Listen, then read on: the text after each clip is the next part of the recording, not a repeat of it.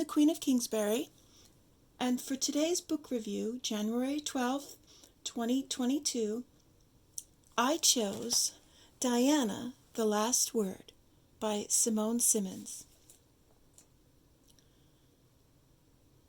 This book is 218 pages long, which is not quite a hefty read, but it's chock full of good stuff. Okay, it has a beautiful picture of Diana on the cover. She has a very natural smile here, which I love. I mean, she actually was a very natural person when the cameras were on anyway, so there are lots of great photographs of her with that great smile. It's a beautiful jacket cover, and here's the binding. Here's the back cover. A stunning picture of Diana. She's here pictured. I don't see a photo credit. It probably has it in the book, but this is after her separation and divorce. You can tell she's holding a car key here. She's also carrying a large Chanel purse, which royals usually don't do while on royal duty at all. And this picture is most definitely during that time. She's wearing her suits all the time, very businesslike. Diana had said that she was enjoying this part of her life, felt lots of purpose being a businesswoman type. It's a gorgeous picture of Diana, and I should note the book comes with lovely photographs, 2 sections of great photographs, all color photographs. Always appreciate that. And then there's another whole section towards the end of the book. Great poignant pictures of her life. There's that picture again, her and her mother. And of course when she walked through the landmines. And then a picture of her on the cover of Vogue. This was after she died. They were celebrating her. So, Simone, let's talk about her and why did she write this book. Simone was Diana's healer. She was a specialist of holistic medicines. She helped Diana wean off of sleeping pills and healed her apartments at Kensington Palace. So let's read a little bit about her. So Simone did have help writing this book since she's not a writer. And as some people might know, Ingrid Seward, she is a journalist and writer. We'll read about her. She helped her write it. So Simone works from home as an energy healer, healing through empowering her patients rather than creating a dependency on the healer. She specializes in absent healing, mainly with sufferers of cancer and AIDS. Ingrid Seward has been writing about royal family for over 20 years, since her appointment as editor of Majesty magazine in 1983, and is internationally acknowledged as one of the leading experts in the field. Her previous books include William and Harry, Diana, Portrait of a Princess, By Royal Invitation, Royalty Revealed, Sarah, Duchess of York, Royal Children of the 20th Century, Prince Edward, the Last Great Edwardian Lady, The Life and Style of Queen Elizabeth, the Queen Mother, and The Queen and Di. So, here's the binding. It's a black binding with gold printing. It's quite lovely. So the inside jacket I love to read to get an idea of what the book will be about. So during the last 5 years of her life, Diana had many friends and confidants. However, there was one in particular who was very special to her. She was not part of Diana's social circle. She was not a family friend, but she was the one who was prepared to put her own life on hold and devote herself to the troubled princess. Simone Simmons, a healer of profession, but with a strong analytical mind, formed a unique bond with Diana. They met almost every day and spent several hours on the telephone. Diana opened up her heart and her mind to Simone, whom she trusted completely, and Simone helped to shape the remainder of Princess's tragically short life. In 1997, she told Simone she wanted her to write a book which revealed the truth about her, to tell it like it is. I think that's an important part, why she wrote this book. This book is the result and is truly the last word. With her extraordinary insight into the princess's life, Simone explains how it really was, Diana's lovers, her fascination with religion, and her belief in the afterlife, why she harmed herself, her interest in politics and disappointment with Tony Blair, her relationship with her children and her in-laws, and of course with Prince Charles. Despite the other men, despite living in fear with her life, Diana never forgot the day she fell in love with Prince Charles. She described it as feeling as if I could fly. She didn't stop loving him, but eventually accepted the situation with Camilla and strongly felt that he should make an honest woman of her. Diana had always felt very insecure, but with Simone's help and work, she became strong and self-empowering and could heal others around her. Diana, the last word, is the fascinating story of how she got to that point. Furthermore, it finally sets the record straight on the many unanswered questions about Diana's life and addresses the many revelations that have materialized since her death. That's interesting. So an insight of one of her best friends. So I bought this book used on eBay, and apparently I checked at the time it wasn't sold in the U.S. So the price at the time of publishing, which was 2005, it sold for £18.99 in UK only. Okay.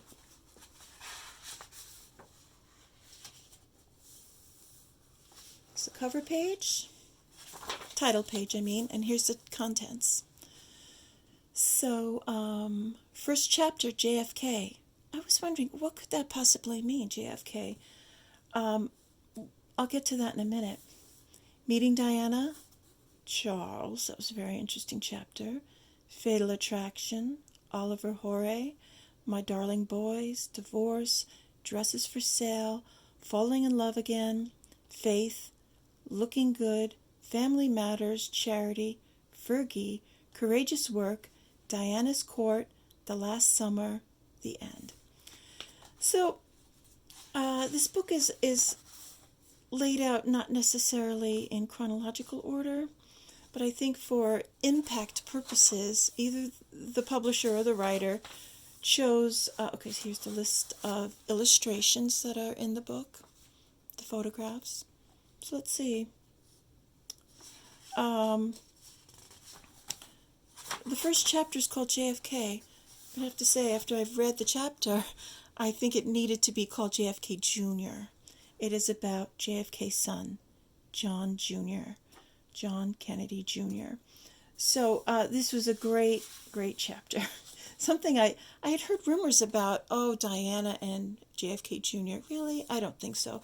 However, to summarize this chapter, which really is not very, very long, but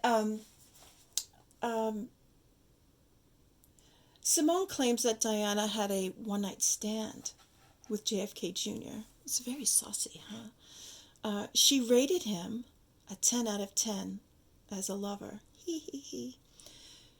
So JFK Jr. had asked Diana for an interview. At the time, well, before JFK Jr.'s death, he had a magazine called George. And it was a magazine, I have quite a few copies of it, maybe the first 2 years I subscribed to it at the time. It was a beautifully made magazine, and it was supposed to have a lot of pop culture, politics, mixed with some Hollywood. And actually, I loved it. I thought it was a new kind of magazine that kind of pulled a younger crowd. At the time, I was in my my 20s, the younger crowd into maybe some articles on politics and the future of politics, etc. So he asked Diana for an interview, and she declined. However, when she was in New York City, they did meet up. She was staying at the Carlisle, and they had a afternoon and evening together where basically Simone claims that Diana told her one thing led to another, and that they did sleep together.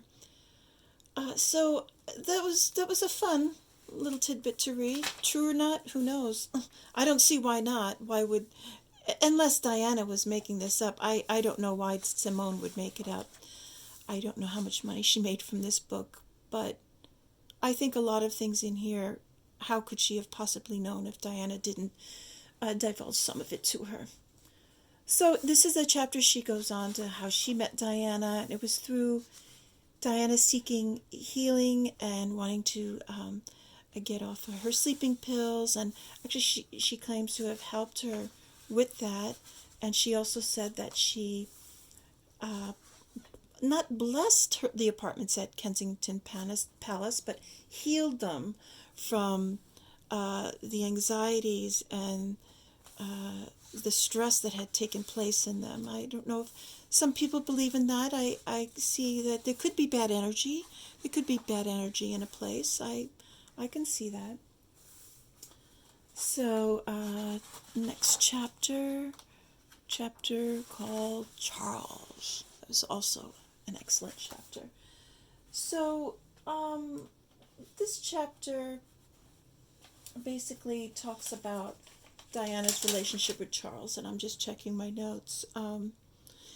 Diana divulged to Simone that she had a very cold relationship with Charles from the first night of their marriage.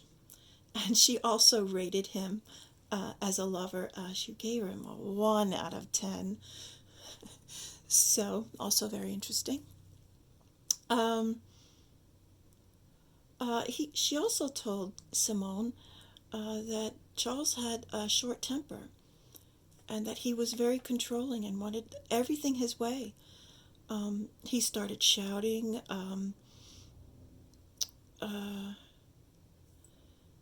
And she was shocked. She didn't see this side of him while they were dating. Of course, famously, Diana had said, and I think also Charles admitted that he did only meet her 13 times. And not all of those were dates. I don't know if any of those were dates, but dating, to have met somebody only 13 times and met them, well, maybe that's how it would have had to have been done with the Prince of Wales. She also said Charles would get sometimes violent, never ever hit her, she said in the book, but would break things, throw things, almost described as a temper tantrums, especially with things like China and things that would crash. So let's go to, I wrote down to read something, so page 32. Let's read a couple of paragraphs from the chapter called Charles from Diana, the last word. The Windsor men are notorious for their short fuses, and Charles was no exception. When he was angry with her, he would shout and scream, and didn't seem able to control herself, but put it down to the way he had been so thoroughly spoiled as a little boy. The Queen Mother had always indulged him. The staff at the various royal palaces had fawned over him, and as he grew older, he had surrounded himself with a lot of yes-men. The result was that when anyone disagreed with him, he would fly off the handle and start throwing things. He rarely caused any damage because he tended to grab the nearest thing to hand, and it happened to be newspaper. It would flutter harmlessly to the floor, which would amuse Diana no end. Occasionally, however, his tantrums scared her. Her defense was to walk away without saying anything, which annoyed him even more and sent him off into another rant. He would always apologize afterwards, but these outbursts put yet another pressure on Diana. I thought I was going to explode, she said. And then here I noted the birth of William might have led to an improvement of Diana's mental health. Motherhood invokes the deep-rooted human instinct to nurture and care for something beyond her own well-being, even at risk to ourselves. And Diana was absolutely delighted by what she referred to as the miracle of life.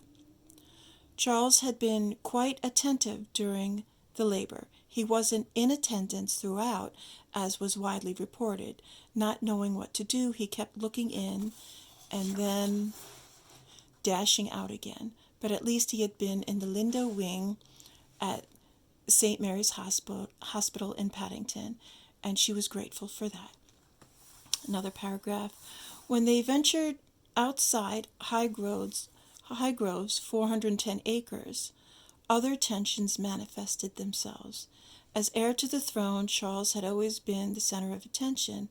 Now it was Diana everyone wanted to see, and it was Diana's picture that appeared in the papers and magazines, not his. As she rightly insisted, it was hardly her fault, but it bothered her husband. He was jealous, she said.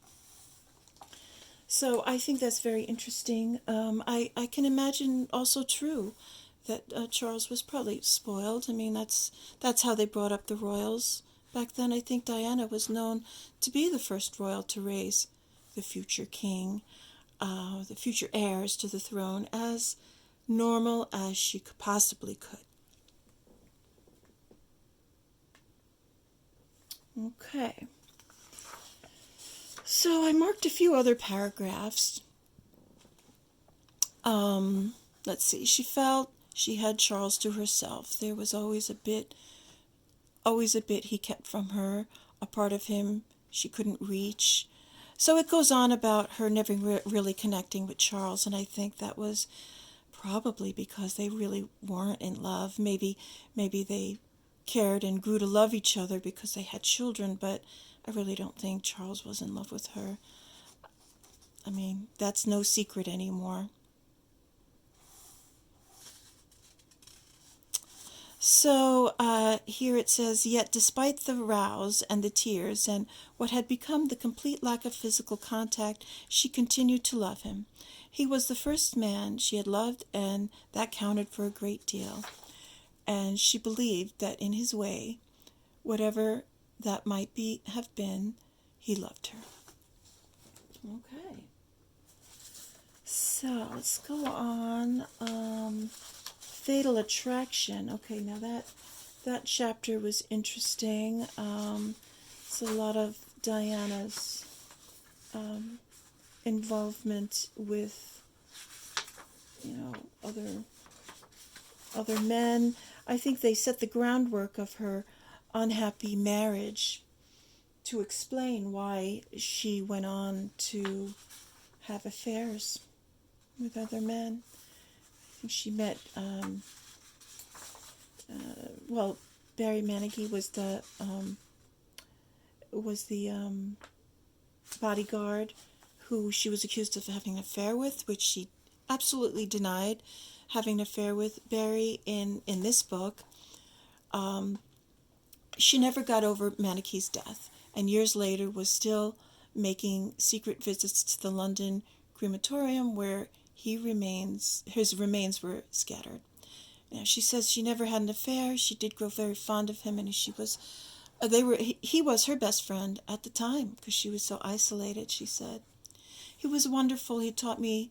Okay, so here she talks about Hewitt. Now, she met James Hewitt. He was wonderful, she recalled. He taught her to ride, lavished her with attention, appeared to be fascinated by everything she had to say, and that old standby, he made her laugh. She found him extremely desirable. I don't think she had ever been alone before with a man who exerted such blatant sexual attraction. Well, let's see, let's go visit some of these pictures of these men she's talking about. There's a page. Okay, there's John Jr. I don't know if there's a picture of Manakee here, no, but Hewitt, James Hewitt. And, of course, Dodi Fayed. And the man that Simone claims Diana said was truly in love with, Hasnat Khan. Now, they go on to talk about Hasnat Khan and how he refused to be intimate with Diana until Diana was divorced. So there was no affair while she was married, like physical affair with Hasnat Khan, until the divorce. And there's some pictures of Camilla.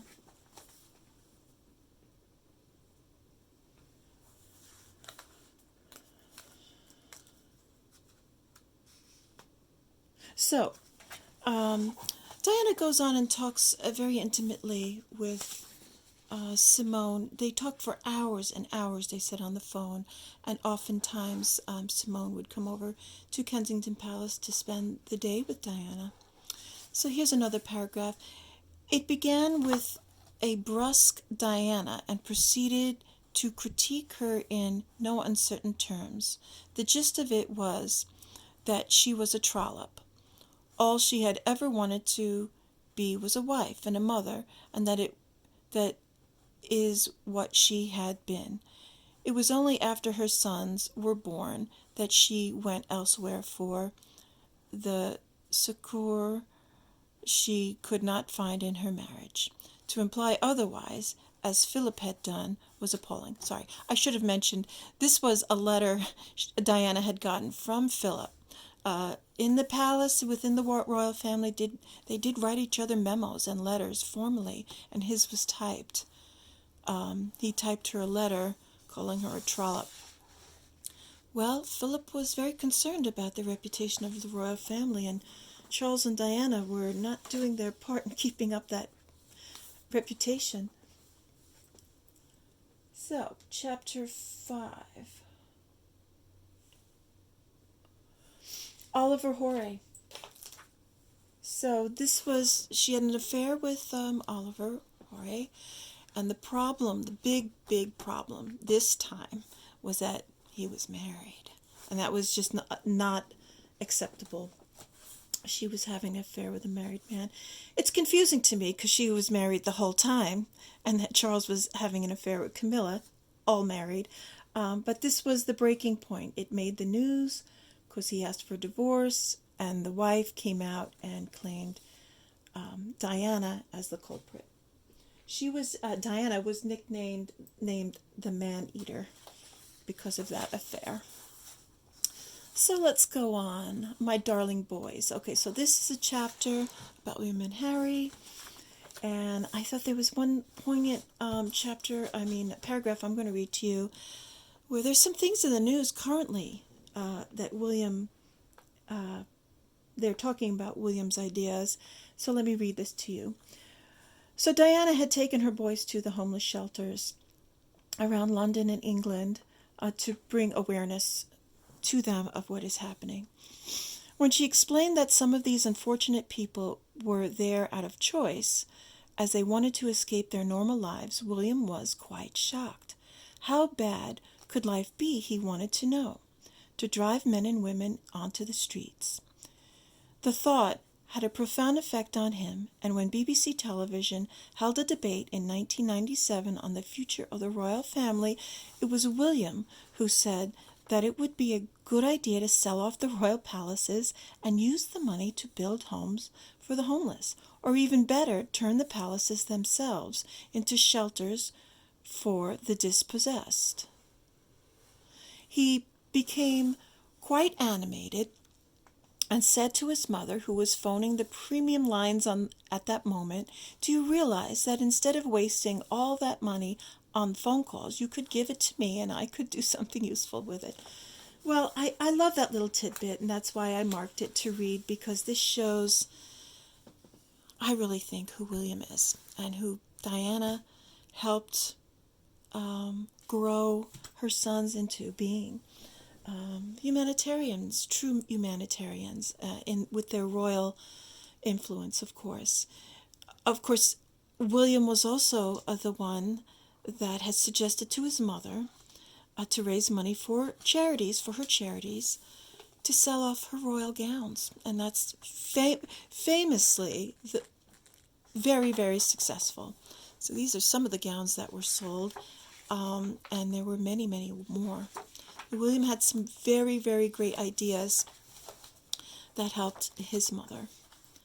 And here's a gorgeous picture of the family that is after Charles and Diana's divorce, and this was William's first day at Eton. So, some other great pictures. Diana claims to have not had a very good relationship with her mother. We do know that now. The mother was forced to leave through a divorce, where Diana's father got full custody of all the children. I can't imagine what her mother felt like. Of course, this is Diana in the minefields. It was the most frightening moment of her life, she said. So, and then there is a index, which is also helpful. So I really enjoyed this book. Yes, it felt a little gossipy, and it felt like a little bit of the inside information, that girl talk, you would call it, maybe. But I also think that I do believe Simone when she says that Diana asked her to write a book.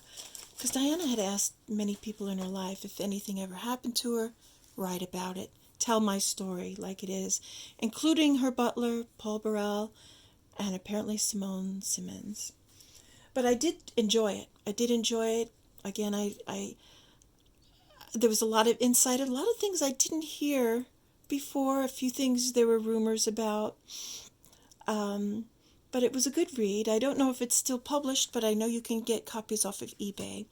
I think this one, I did order it from the UK, so it was basically shipping plus $5. It actually didn't arrive till, it was like within a week I got it. Interesting. Not too bad. Well, I hope you enjoyed my review of Diana, the Last Word by Simone Simmons. If you have any comments or suggestions, please leave them in the comments below. If you want to have a book reviewed by me, leave the name and author of the book, and I'll try to get a copy either through the library, through eBay, or maybe I'll be intrigued enough to buy a copy off of Amazon or Barnes & Noble, or I'll check my half-price bookstore. If you've enjoyed any part of this video, please like, subscribe, share, and press the notification bell to be the first to view my next review. And this is the Queen of Kingsbury. Have a wonderful day.